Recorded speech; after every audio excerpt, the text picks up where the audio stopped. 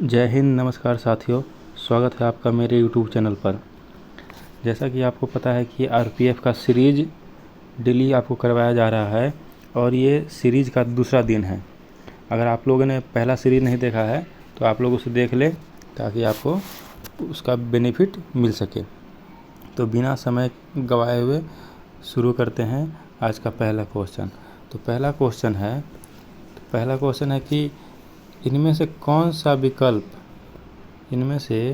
कौन सा विकल्प धूल और हवा की धुई के कारण प्रकाश के फैलाव की घटना को उजागर करता है। तो इसका आंसर हो जाएगा एक, टिंडल प्रभाव। क्या हो जाएगा? टिंडल प्रभाव। अगला क्वेश्चन है कि निम्नलिखित में से किस समिति को चालू आर्थिक समिति कहा जाता है? किस समिति को कहा जाता है? सार्वजनिक लेखा समिति, सार्वजनिक उपक्रम समिति, आचार समिति और प्राक्कलन समिति। किसको कहा जाता है? ये जो प्राक्कलन समिति को है वो जो है चालू आर्थिक समिति कहा जाता है। जब मैं क्वेश्चन करवा रहा हूँ साथियों, तो आप भी उसका आंसर देने की कोशिश करें और कमेंट में बताएं कि आपका कितना सही हुआ है। अगला क्वेश्चन, कौन सा शब्द बैडमिंटन खेल से संबंधित है? तो वो है आपका, देखिए यहाँ पे कौन सा है, नेल्सन है, ड्रॉप है, डॉल्फिन है या गुगली है? तो वो है आपका ड्रॉप। बैडमिंटन खेल से संबंधित जो है वो है आपका ड्रॉप। अगला क्वेश्चन है, राज्य मानवाधिकार आयोग के अध्यक्ष को कौन हटा सकता है? नहीं, गलत। राज्य मानवाधिकार आयोग के अध्यक्ष और सदस्यों को कौन हटा सकता है? देखिए, राज्य की जब बात होगी दोस्तों तो सिर्फ राष्ट्रपति हटा सकता है। राज्य मानवाधिकार आयोग के अध्यक्ष के और सदस्यों को राष्ट्रपति हटा सकता है। अगला क्वेश्चन पे आते हैं दोस्तों। निम्नलिखित में से किस राजवंश ने बेसर शैली के मंदिर वास्तुकला की शुरुआत की थी? तो ये आपका सही आंसर हो जाएगा दोस्तों, चालुक्यों ने जो है बेसर शैली के मंदिर वास्तुकला की शुरुआत की थी।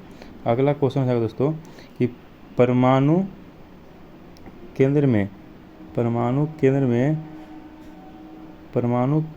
परमाणु संख्या की कुल संख्या क्या होता है? तो ये होता है प्रोटॉन की संख्या। परमाणु केंद्र में परमाणु संख्या प्रोटॉन की कुल संख्या होती है। अगला क्वेश्चन है कि किसे सर्वाधिक तन्य धातु कहा जाता है? तो इसका आंसर आप लगा सकते हैं सोना। जैसे सर्वाधिक कहा जाता है तन्य। न्यूटन के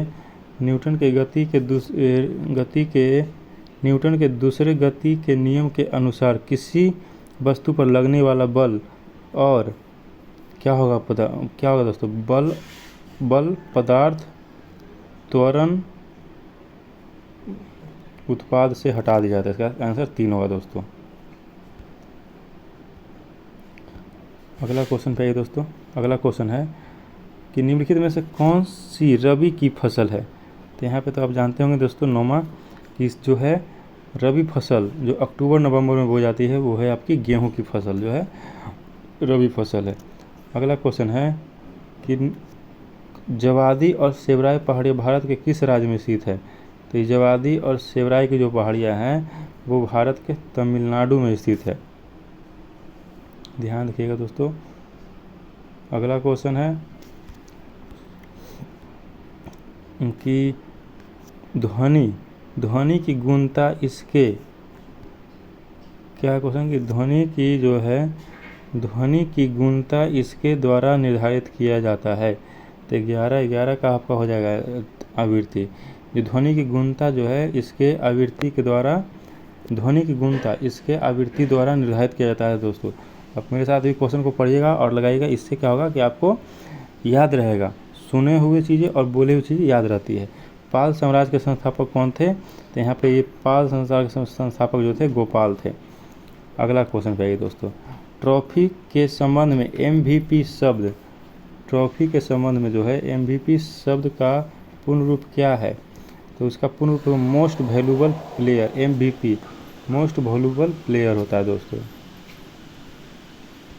मिलिंद पन्हो जो है मिलिंद पन्हो पाठ किससे संबंधित है? तो ये है आपका जैन से नहीं होगा दोस्तों। यहाँ पे ज़्यादातर मिलिंद पन्हो देख रहता है कि जैन होता है, लेकिन इसका होगा बौद्ध, सही आंसर हो जाएगा। अगला क्वेश्चन, इनमें से किसने भारत के लिए समुद्री मार्ग की खोज की थी? समुद्री मार्ग की खोज जो किया था वो वास्को डी गामा ने दोस्तों किया था। 1498 में आया था, कालीकट पे उतरा था और जमोरिन राजा ने इसका स्वागत किया था। क्वेश्चन इसका पूछ देगा कि जब वास्को डी गामा भारत आया तो किस राजा ने इसका स्वागत किया था? तो जमोरिन राजा ने किया था। अगला क्वेश्चन है दोस्तों कि हैंडबॉल खेल क्षेत्र को क्या कहा जाता है? हैंडबॉल खेल के क्षेत्र को कोर्ट कहा जाता है।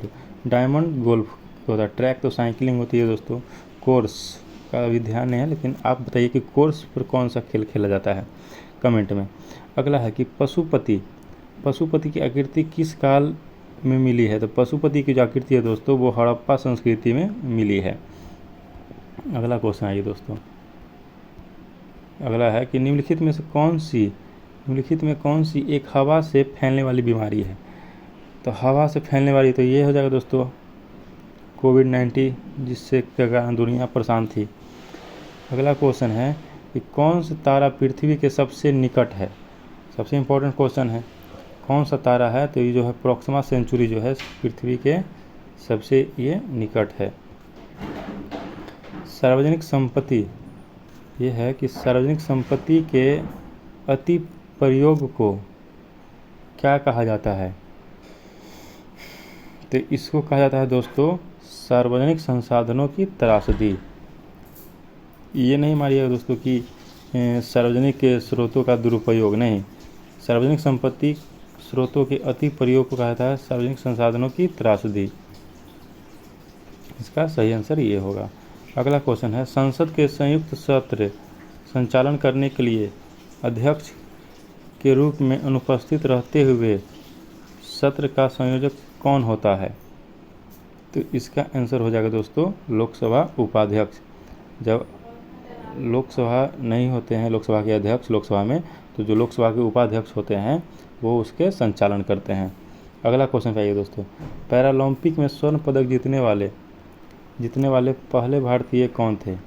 पैरालंपिक में तो ये हो जाएगा आपको दोस्तों 22 के मरियप्पन थंगावेलु। पैरालंपिक में स्वर्ण पदक जीतने वाले पहले भारतीय थे मरियप्पन थंगावेलु।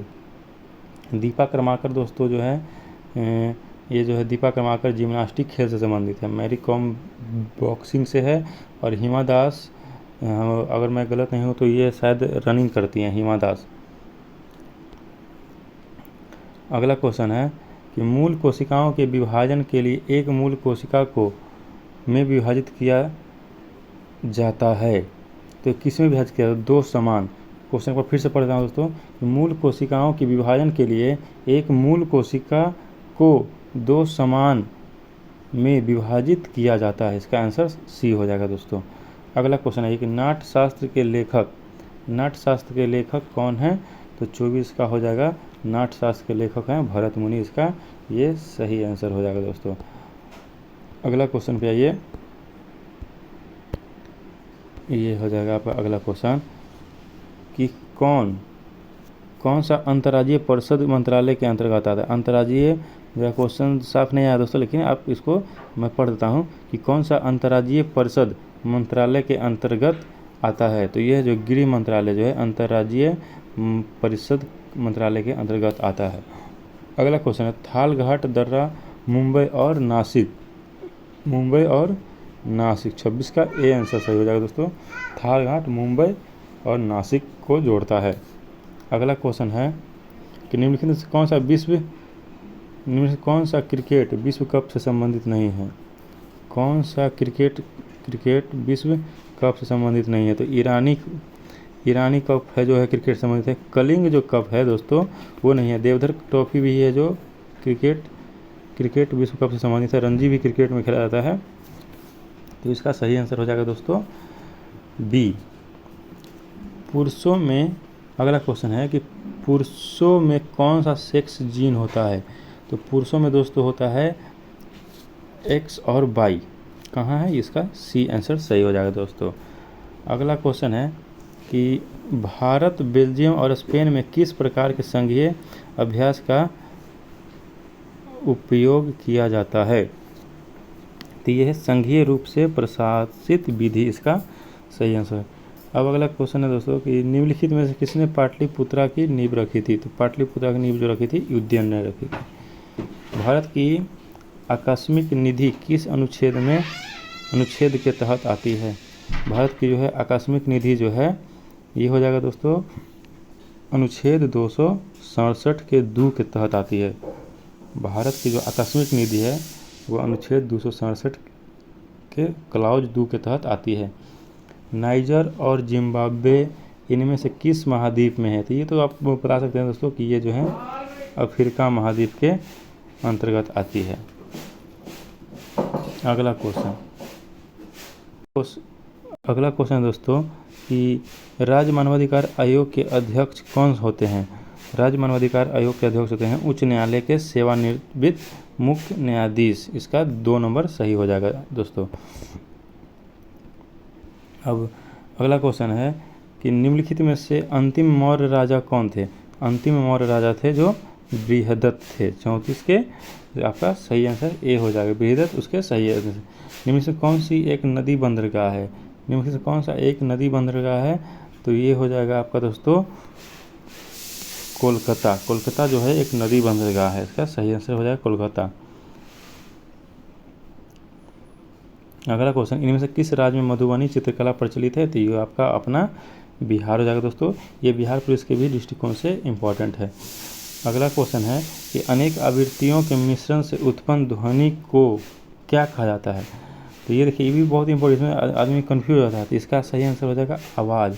अनेक आवृत्तियों के मिश्रण से उत्पन्न ध्वनि को आवाज़ कहा जाता है।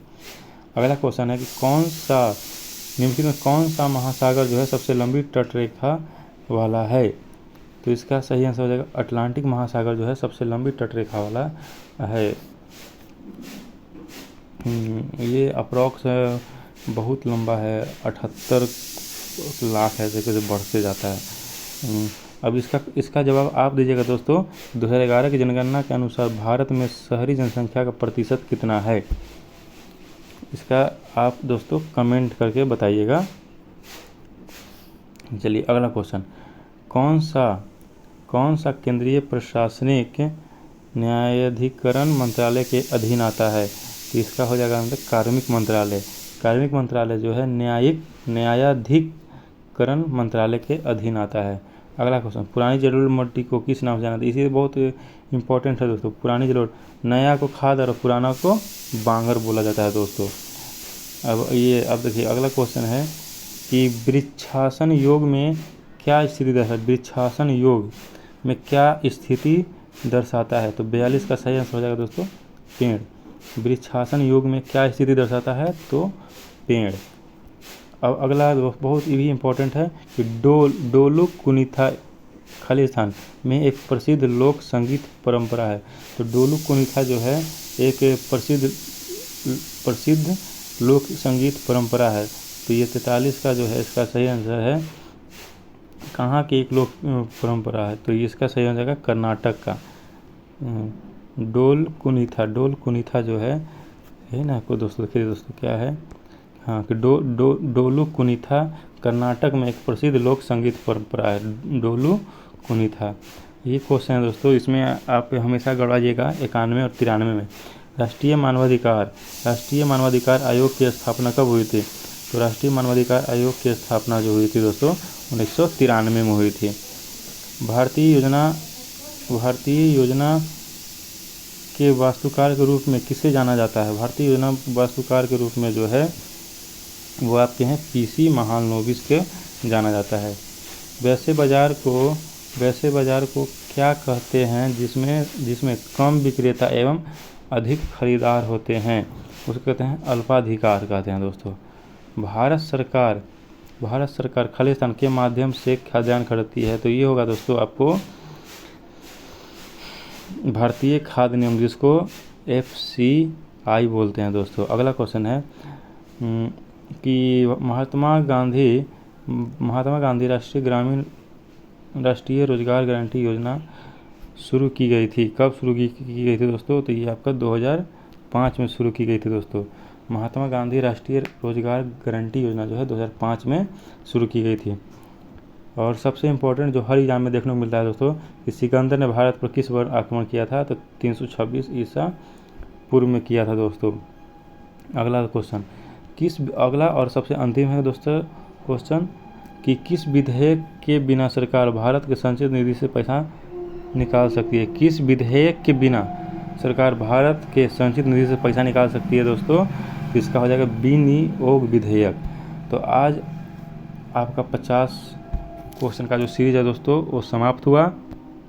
और इसी तरह अगले में बने रहने के लिए दोस्तों आप हमारे चैनल को सब्सक्राइब करें और लाइक करें ताकि जो भी पहले वीडियो आए उसका नोटिफिकेशन आपके पास जल्दी पहुंच जाए। तो वीडियो पे अंत तक बने रहने के लिए धन्यवाद दोस्तों। मिलते हैं नेक्स्ट वीडियो में।